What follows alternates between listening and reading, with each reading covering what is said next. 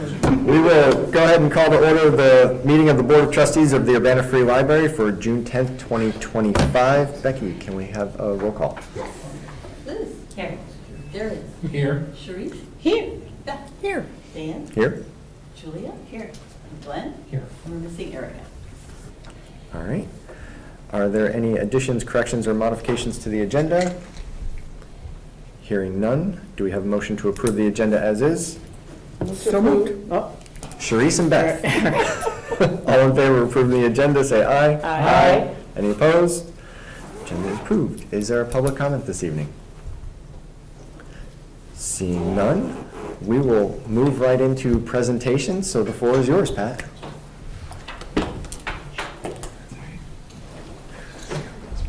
Just positive affirmations. I like it. Scoot up just a little bit. I feel like there's a distance between us. Okay. For those of you who don't know me, my name is Pat Kane, manager of Champaign County Historical Archives Department here at the Urbana Free Library. And I'm here to talk about a couple chapters from one of our favorite books, Standards for Illinois Public Libraries. Those two chapters being chapters 8 and 9 on system member responsibilities and resource sharing, as well as reference and readers advisory services. So just a big point overall when looking at these two chapters. One key point when reading the chapters is our state's libraries and our communities are better when we work together. One key takeaway from both of these chapters. In the first chapter, chapter 8 focuses on system member responsibilities and resource sharing. And a quote from the text, it says, Illinois library systems must work with their member libraries to provide services that no one library would be able to offer on its own. As a system member, a public library must agree to participate in resource sharing to the fullest extent possible through things like interlibrary loan, reciprocal borrowing, reciprocal access, and other cooperative activities. And by continuing to work together in partnership, the Illinois library community can further these ideals and, most importantly, better meet the diverse information needs of all those who live in the state. The Urbana Free Library participates in a number of these initiatives related to system member responsibilities and resource sharing, including participating as a member of the Illinois Heartland Library System, of course, being a part of the Illinois Library Association, Illinois State Library, and of course we have these systems in place such as interlibrary loan, reciprocal borrowing, system delivery, and we also follow the Illinois Library and Information Network Interlibrary Loan Code, and also a part of OCLC. And I know we have that Illinois bill in the packet tonight. Timely. So we do meet all the standards for chapter number 8 when it comes to system member responsibilities and resource sharing. The next chapter, chapter 9, is on reference and readers advisory services. And from the text again, it says, through public services, a library should offer assistance to patrons in the use of its collections and resources. The library also provides patrons with resources beyond those owned by the library through things such as interlibrary loan and other resource sharing arrangements that were mentioned in the previous chapter. Basic public services include reference and readers advisory, and these services should be provided to all age groups. Sometimes you'll see libraries have a reference or readers advisory services policy, but the library made a choice a handful of years ago to implement an information services policy since we provide information services beyond the standard reference and readers advisory. We thought this would more appropriately speak to and reflect the services that we offer to our patrons here at the Urbana Free Library. This was reviewed last year, and following the review cycle, I believe we evaluate these every 3 years. It would be up for review again in 2027, see if we need to make any changes to that particular policy. If we can't meet our patrons' needs or answer their questions, we should do our best to give them the info that they need to find the answers, direct them to other places in the community or other resources that we may not have available here, but do our best to not be a roadblock for folks. Another key piece of the chapter is we're required to provide information services each hour the library is open. And we offer services here at the Urbana Free Library, of course, in person. We're fielding phone calls. We're also fielding reference requests via email, We do quite a bit of reference requests over email up in the archives. In particular, we're sending folks all across the state, all across the country, maybe scanned copies of photographs or scanned copies of documents in the archives that they couldn't find elsewhere. And then also, we are providing a handful of reference services through the mail. In the archives, a handful of times each year, we do get some mail-in reference requests. We have a couple of patrons who are incarcerated who we're actually providing reference services to through the mail. So we're providing information services in a number of different ways so we can reach our patrons as best as we possibly can. We also have tools for staff and patrons. Several of these logos coming from the Research and Learn tab, where we have a number of different databases that the library subscribes to offer to our patrons. Things like Novelist Plus for book recommendations, LinkedIn Learning, where you can tap into a whole bunch of professional resources for professionals in the community. Data Axle Reference Solutions is used a lot by community organizations, businesses, and foundations in the community. Has some key pieces of information. We have some genealogy databases, such as MyHeritage, Family Search. We subscribe to Ancestry. We use a lot of those databases up in the archives. Our patrons will walk in asking questions about those. And one interesting thing when it relates to our genealogy databases, we implemented something in the archives last year, which we just completed a couple months ago. We called it Databases 101, which is where each one of our staff members took one of the genealogy databases that we subscribe to. So for example, I signed up to study MyHeritage, and we provided a short presentation, like a 10 to 15 minute informal presentation at a department meeting, and we wrote a short one-pager so we could educate each other on how these databases operate, and we cycled through all the databases that we offered until we were done, and that was really helpful for our staff, and we keep those one-pager documents in our training binders so people can refer back to them. So we're also working to educate our staff on the databases we have so they can know these databases well, so they can recommend them to our patrons as well. And pleased to say that we meet the standards according to Chapter 9 when it comes to standards for Illinois public libraries. So that's all I have for you tonight, unless anybody has any questions I can answer. Any questions or comments for Pat? Well done. Good job. Darius? I love the way that you said you all went about sharing information on the database and making the one-pagers so it's useful as staff. Is there any desire to kind of make a program out of that, maybe like a 1-hour program where people can just kind of learn database 101 from you all to utilize it better? That's a great idea. I know that there have been a handful of databases where we focused on, specifically maybe Family Search.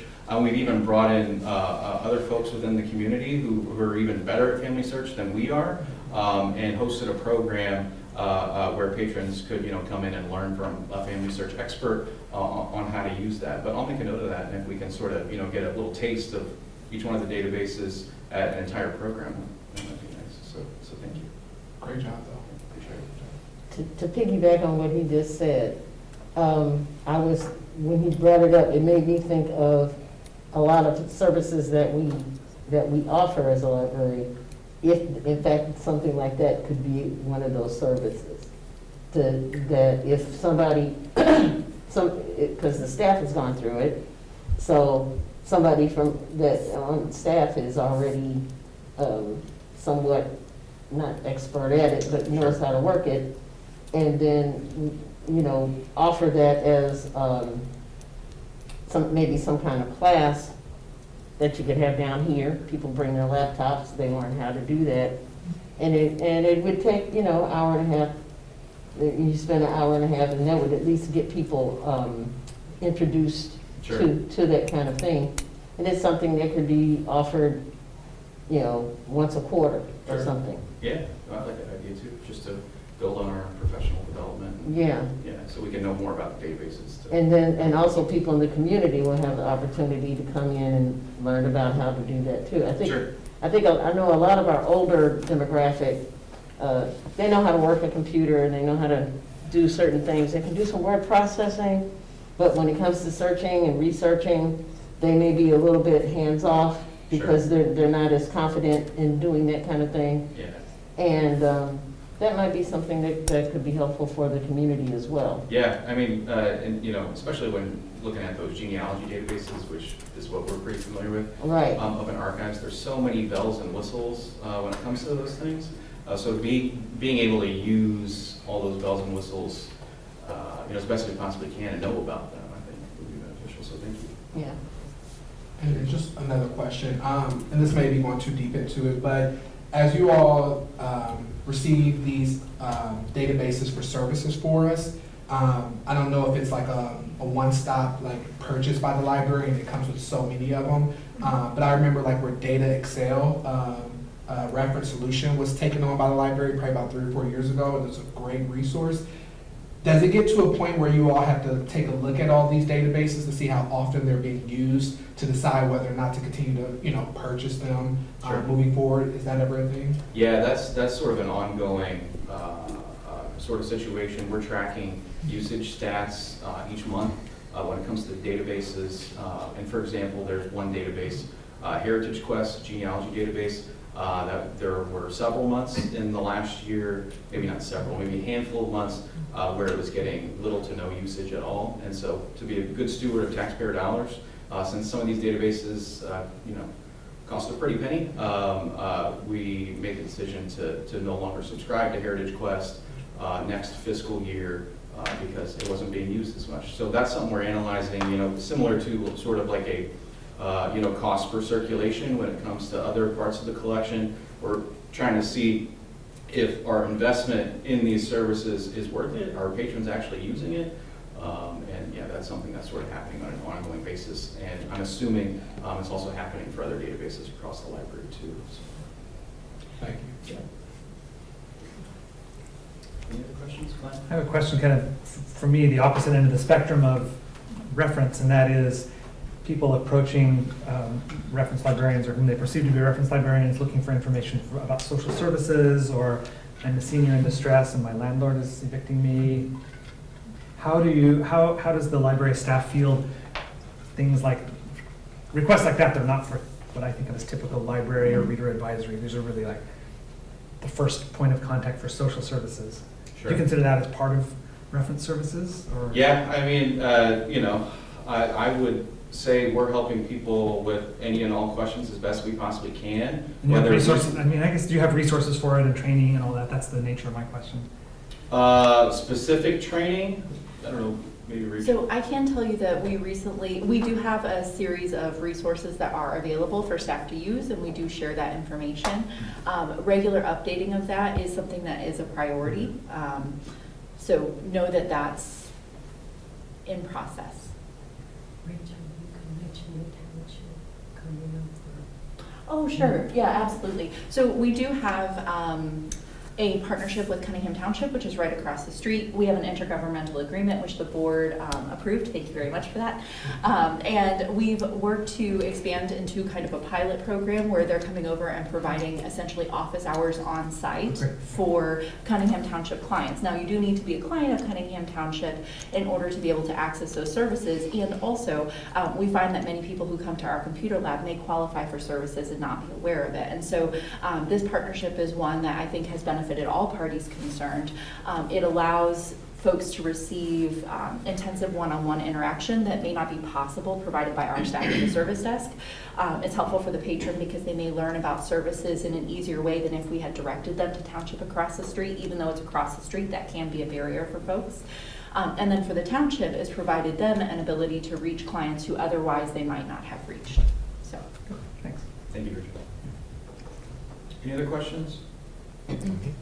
Thank you very much, Pat. Thank you. Thanks for the Thank questions. you. Good questions. And next we have joining us Elizabeth Rockman, President of the Foundation Board. Hi. I don't have a tag presentation. I thought I would just update you all. So I just wanted to, I'm Elizabeth Rockman. I work at the University of Illinois I have been on the foundation board 4 years, and my first year I ended up being vice president and secretary at the same time, and I'm just finishing up my 3rd year as president, and we thankfully just passed a term limit to mirror your own term limit. So yay, this is my last month of being president, although I will be on 2 more years. So I just want to kind of give you an idea of the trajectory. I haven't been here in about 2 years. There have been a lot of improvements to the foundation board with the help of Lindsay, before her Kirsten, and of course the support of Rachel, and before her Celeste, of course. But we have made a serious financial changes. We got a new donor system. We've gotten a new accounting system. We also have an amazing new treasurer, well, new year-and-a-half treasurer, Pat Hoey, who was a big financial guy on campus. So we're very lucky to have him. I've told him he really can't leave, and he doesn't want any other roles, so that's a good thing. So we're going to have our elections next week. So sort of how the progress has gone. The 10 years of FY15 to FY 2023, we averaged at about $75,000 a year in revenue, which was steady. It was usually 65 to 70 to 80,000 a year, and we were very steady. And then when Kirsten came on board, she kind of hit the ground running, and she came up with lots of great ideas, and one of those was that we should have to have a budget. So she came up with a budget that we would raise. Of course, you know, a lot of it is passed through. A lot of it is not something we are actively going out and raising. Having worked for a lot of larger nonprofits, we're very small, obviously. But our initial budget was $100,000, and I was frightened, and she said it's okay, and we raised $119,000, and I said we don't need to increase it, and we did, $108,000, and as of I think today we've raised $167,000, and the month is not over yet. So again, I don't want to raise it to $167,000, so we'll see how that goes, but it has been going really well. The other thing that we've been doing really well on is getting new first-time donors. So we had a very strong base, but again, it was a little bit of an older, probably pretty, somewhat wealthy crowd who probably give to a lot of things in town, but we have a lot of new donors, which is a really good thing. So some of the things we've done to sort of help make that work, again, this is primarily Lindsay and Rachel's support, is in communication, marketing, and outreach. I hope you've all seen the video that Joe Hood did, and please pass that around to people. Everybody who's seen it, there's a lot of heartwarming things in it, including one board member. I still take credit for getting her in the video with her 3 kids because they're amazing. So please watch that video and send it along. It's very fresh still, even though it was done a few months ago. The library apparel campaign, I hope you've all seen that. I hope you all buy more of those. We did an annual impact report this spring instead of a second appeal, because sometimes those appeals start to feel like they're coming too often. So the annual impact report, which again Lindsay put together, was beautiful. It also raised a bit of money, and we had one come from one of our venerable board members, but we also had one come from me. So we have them coming from different people. So what else? I guess obviously we have future directions. I think we have a lot of room to grow with large donors. We also have a lot of room to grow in terms of giving back to the library, not just like direct costs like we were talking about, but infrastructure. We have also increased the amount of infrastructure we're able to give back to the library. So it's in support of us, but it is not fully covering what we are getting back to do all these things. And certainly, we do have property issues that may come on down the pike. We have an estate gift where we may get property at some point from somebody from another state. And that is not to say somebody else might not give us property sometime down the road. So we want to focus on like policies around that. And also, we would like to be able to help more with renovations in the future. But that being said, June 22nd, the Giant Dust Concert, if you haven't gotten your tickets, please do. There are only 10 left. So hurry, hurry, hurry. I think you just got an email reminder about that today, most of you. So it's going to be a really fun event. And again, Lindsay and Joe and Shannon Mortimer have done a lot to put that event together, and it's going to be a blast. I mean, music and silent auction and raffles, so please snatch up those last 10 tickets. Thanks. Any questions? Sorry. We just want to give you more money. Well, I guess I was curious about the out-of-state property. It's very random. I found out about it 4 years ago when I was secretary and I had to sign off on something. It's in somebody's estate. It's a house. It will eventually come to us. We don't want it anytime soon because of course it's an estate gift, so you know, whatever. But we did have a board member who was really well versed in property stuff that I was sort of hoping, but he had to resign from the board. So we haven't really had a direction on that, but it was a committee that we're hoping to start to sort of look at because it is something, it could happen in anybody's will, that we could get left something as an estate gift. At least this one we know about. I think it's in Ohio, if, you know, somebody wants to, you know. Yeah. Oklahoma. Oklahoma, I knew it was, sorry about One of those that. states. Sorry, it's 4 years ago since I signed off on anything about it, but it's modest. I think it's maybe under $200,000. And we haven't, you know, if that were to hit tomorrow, it would be like what, you know, obviously, clearly we'd have to have a direction in terms of like selling it or whatever, but. Not use it as offsite storage. Not use it as offsite storage, exactly. Anything else?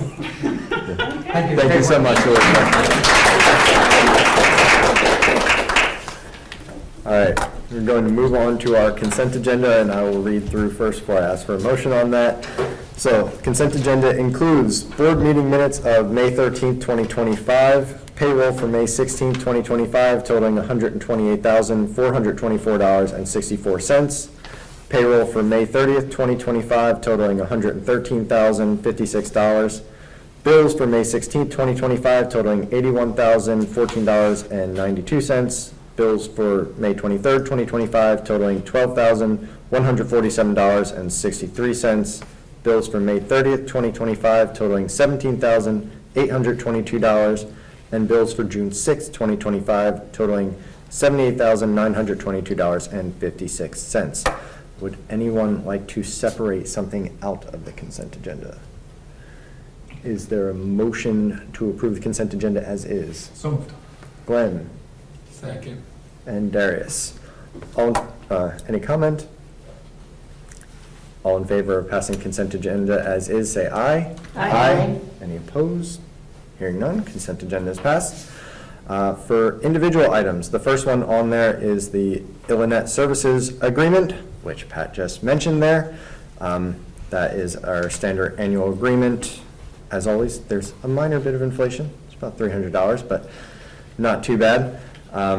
Is there a motion for 8.1 to accept the Illinois Service Program Member Agreement for FY26? Move to approve. Sharice, and a second? Second. And Julia. Any comment or discussion on that one? Hearing none. All in favor of passing the motion, or approving the motion, say aye. Aye. Any opposed? Hearing none. 8.2, this is Resolution 2025-07 to amend the second cooperative agreement between the Urbana Free Library, the city, and the foundation board. So this is one that we actually passed a while ago, but we had to go back. There was minor tweak to it, so this will include bringing the Tepper building and the Morrow building fully to the library. The minor change to it clarified that there's no longer obligation for the foundation board once that is approved. Is there a motion for Resolution 2025-07? So moved. Beth and Liz, is there any questions, comments, discussion on that one? Sorry, I'm Sharice, getting ready to ask a stupid question. those are welcome. Because, you know, ever since I got on the board, I've not been very clear about what the Tepper building, Weber building, this a building, that a building. So, the Tepper building. Is the one on the far west side. That way. That way, yeah, okay. And the Morrow is the separate one disconnected from us that used to be the, was it Bluebird? Okay, okay, now I'm very clear, thank you. I just wanted to have No, not a problem. a visual of what, okay. All And, right, and this cool. Otherwise- includes, so not only the building, but also that surrounding lot around Tepper as well, that the city until now has still been using as lease spaces. Okay. So those would be under the library as well. All right, thank you very much. I just wanted to have an understanding, No problem. visual, something. Okay. Anyone else? All right. All in favor of accepting the resolution 2025-07, say aye. Aye. Any opposed? Hearing none. That's awesome. We now officially have those properties. Well, going to the not- library. Oh, signed, I know. Not officially, so next So it will go close. to city council for their review. Thank you. Close. She put me in check, held me back there. So close. All right, 8.3 is FY '25 budget amendment. This is some minor shuffling between collections, building repairs, and utilities to continue to make all of the budgets balance. Is there a motion for the FY '25 budget amendment? So moved. Darius and Glenn as a second. Any questions, comments on that one? Hearing none. All in favor say aye. Aye. Any opposed? Hearing none. That one is passed. And lastly, it is that time of year again where we had to turn on the AC. So the Ameren invoice has breached our 10,000 threshold. So this is to pay for the air and the lights and everything else, for totaling $10,954.88. Is there a motion to pay the electric bill? So moved. Julia, and the second. Second. And Glenn. Any questions on that one? Actually, just a question. Go for it. Remember we had the presentation about the potential new solar farm with the potential of the library benefiting?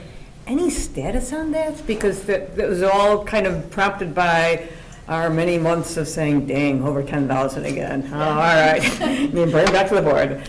Absolutely. Dawn, can you give a brief update? Sure, last we heard, it's still a potential. I think there's some hoops to jump through with the state in terms of kind of approvals. And so as far as I know, it is still on the horizon, but how far away, it's kind of anybody's guess. It's still there. All right, well, thank you. Dawn does regularly check in. Great. We are interested and eager. Pretty much every time we get a huge invoice. Whenever it comes How's it to going? our attention, yeah.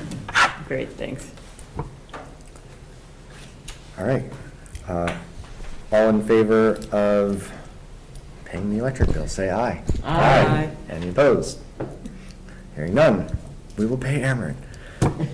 Next up, we have a board discussion from Julia about public library history. Hello. They asked me what I wanted to present on. I was very intimidated because there's like 1,000 things you can present on. So I feel like most of you will maybe know all of these things, but I decided to pick around and sort of like think about the things that I am very interested in. So I got my master's in library information science here at the U of I. And I worked as a public library, a community college librarian in the Bronx for 3 years before I came back here. I did a myriad of different things because this is a grand town with a limited number of library jobs, which is great because it's full of excellent librarians. So I picked through and sort of thought about some things that I always talk to people about when people ask me about public libraries and things that I find interesting. So the first thing people sort of maybe don't know about the world is that the US is actually pretty radical in terms of our public library representation. The amount of like small towns, small public libraries is insane compared to the rest of the world. So this is, I'm gonna maybe butcher it, the Bodleian Library. It's one of the oldest libraries in Europe. And it's in Oxford. It has 13 million printed items. It was first opened in 1602. But my graduate advisor, who is a book historian, Bonnie Mack here, who teaches on campus, who's amazing, had to do a bunch of her doctoral research in Europe, and to get into every single library and every single archives there, she had to have like 3 signed papers that like approved her entry and usage of any sort of material in those spaces. So while they're like incredible and beautiful and like seen as this incredible pinnacle, it's also interesting to sort of feel the history of hierarchy in those spaces about who was allowed to have access and how much vetting had to go into you being able to actually use any of those collections. So I like to brag about our lovely public systems here, which are fraught as anything but an important part of an American history of like spreading out public access points. So this is one of the first public libraries here in the US, the Boston Public Library in 1848. Of course, everybody likes to say that Benjamin Franklin started everything.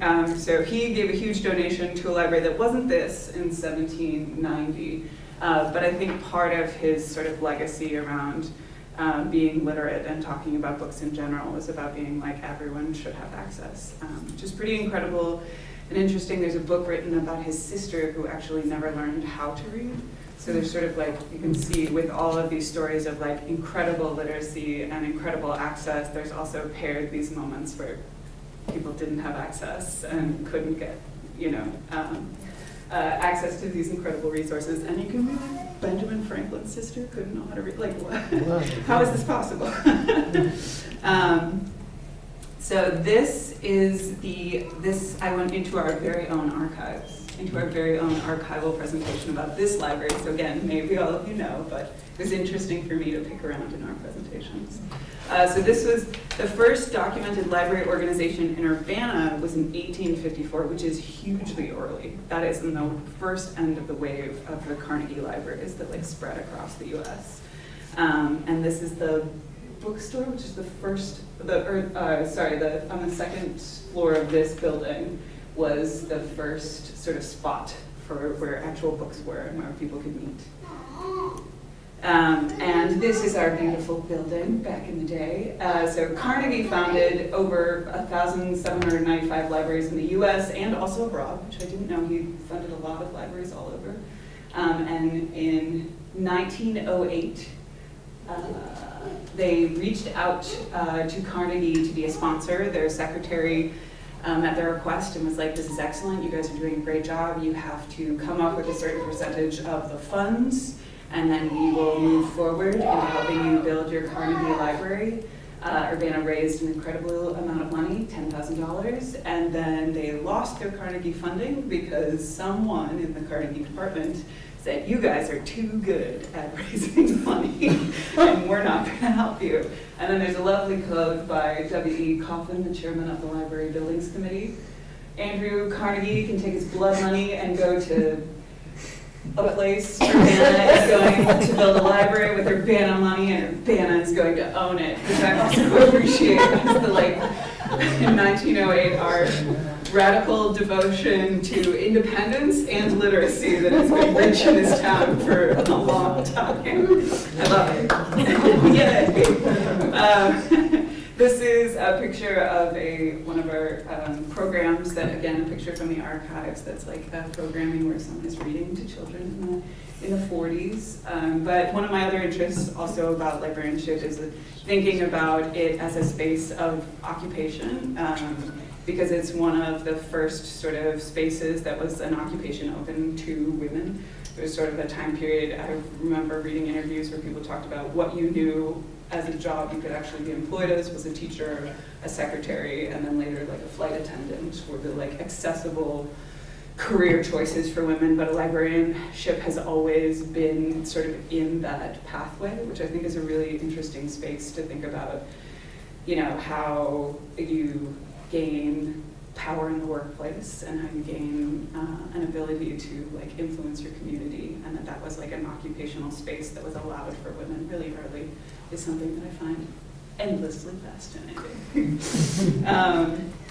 And while there are also points of like very incredible like democracy, there are also many places in our library system where, you know, we've had fissions and they represent like divisions in our country. We all love to talk about bookmobiles and they're beautiful and they did incredible things in this country to look at like how people could access books in rural places, but they were also sometimes ways that we sort of like continued segregation practices in the country without sort of like calling it directly that. But on a happier, more incredible note, we also had incredible librarians that entered into huge systems and built legacies in those. So this is Jean Blackwell Hudson, and she built an incredible collection in the New York Public Library in the mid-century to sort of like build that collection and make that democratizing part of our public information sphere. That's what I have for you. This is a beautiful program where, again, in 1962, we're doing incredible origami feats in the Urbana Public Library, which is what I love to come to the Urbana Public Library to do, crafts. So these are a few things that I find interesting about public libraries in general and sort of where we fit into it as an early wave of making sure that public libraries are all over the U.S. Yay.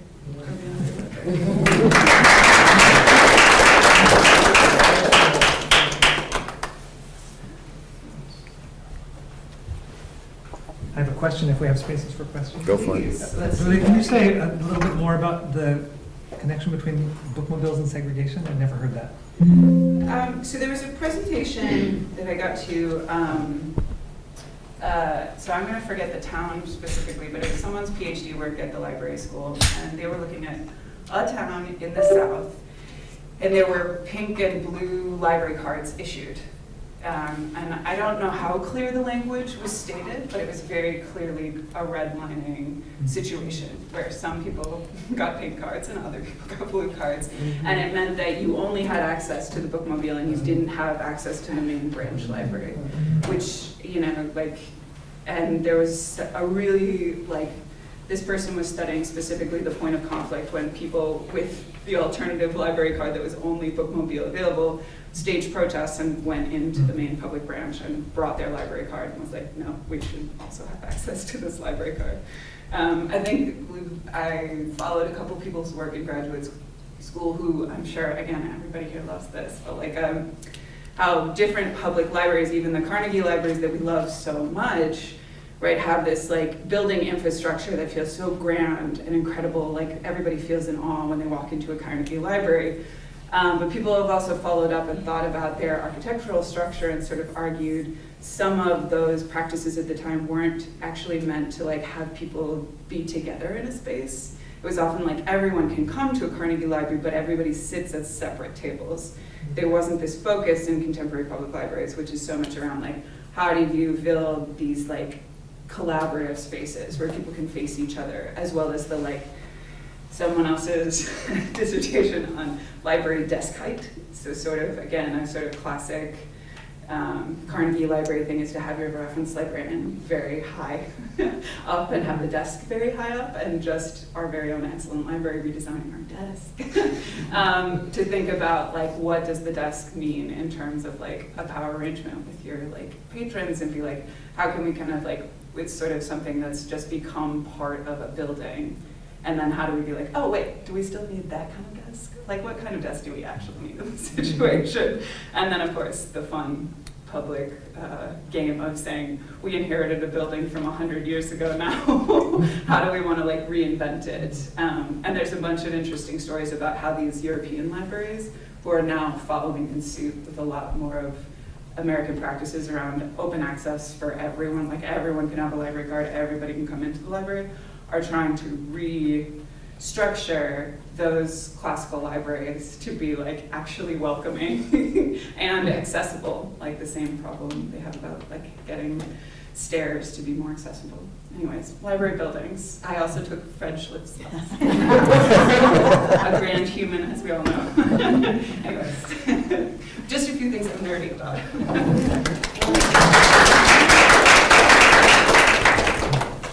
Thank you, Julie. Moving on, the liaison officers reports. I don't think we have anything from the Friends, right? They are on hiatus currently until the early spring. For the foundation, I had Early spring. until next spring. Really? Yes, that is when the next sale will be. Okay. Yeah, a program, the old August sale. That's right, we just had one. Yeah.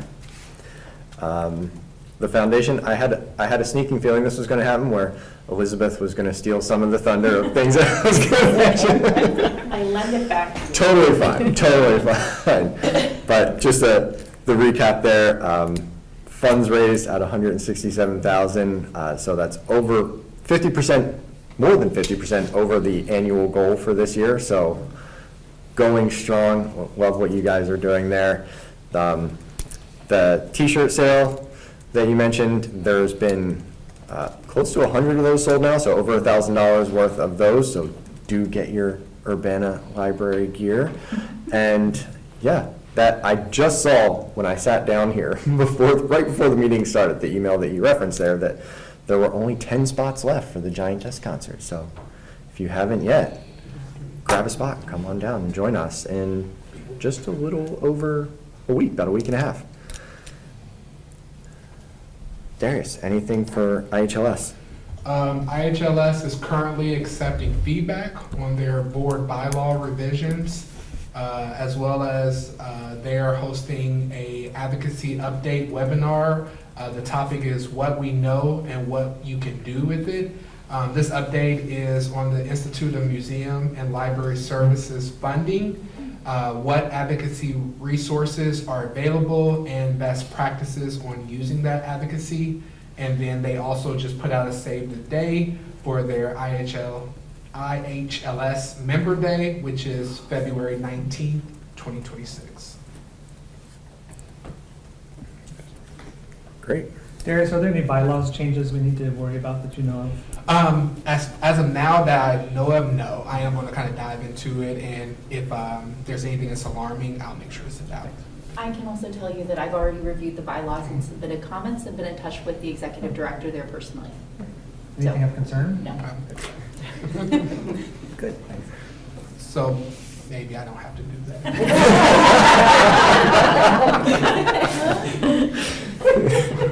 We can trust Rachel. Thanks for that. Anything from administrative reports? We are getting ever closer to remodel and construction. So we have just agreed with Barber and Diatley and Barber. I always want to switch the names. That construction will start no earlier than August 1st. And so do know that we are very pleased to have the support of the Friends of the Library, who have graciously offered to give up all the spaces that they occupy in the library, especially because those sales are going on hiatus. And we will begin putting up signs largely after the Giant Desk concert, which is coming up very soon, but letting folks know construction is coming, we're getting ready, expect changes. If you have questions, see insert person here. And then that way we can make as many changes as possible before it comes time to have the construction crew on site. Things that we are looking at attending to include moving folks into temporary office spaces in advance where that's possible, also reconfiguring the reference desk and where it will be, etc. So please know that there are many staff who are hard at work, and it is not an insignificant change that's going to impact literally every area of the library. And so we are excited for the project, and we appreciate your support during this time. Thank you. Go ahead, nominating committee. Yes, the nominating committee, which consists of Erica and me, Erica did most of the work, I should say right up front, have determined that the current officers are all willing to stand for election, for reappointment. Do we elect or appoint? I guess we Appoint. Appoint. So for reappointment for another year, those officers are, as President, Daniel Urban, as Vice President, Beth Scheid, as Secretary Treasurer, Erica Belina, and as Secretary Pro Tempore, me, Glenn Laneworthy. That's the slate. Right.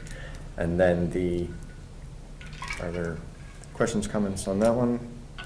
Everyone good? I'm cool Then- with it. You're cool. As long as Sharice is good, I'm good. And then the vote for that will be next month during the July meeting then. I don't actually have anything else to add on to that. I think between the info of the upcoming construction, what's going on at the foundation, I'm all set. Any unfinished or new business across the board here? Hearing none, is there a motion to adjourn? Motion to adjourn. Sharice, and a second. Second. and Darius. All in favor of adjournment, say aye. Aye. Good night, everyone. All right. Okay.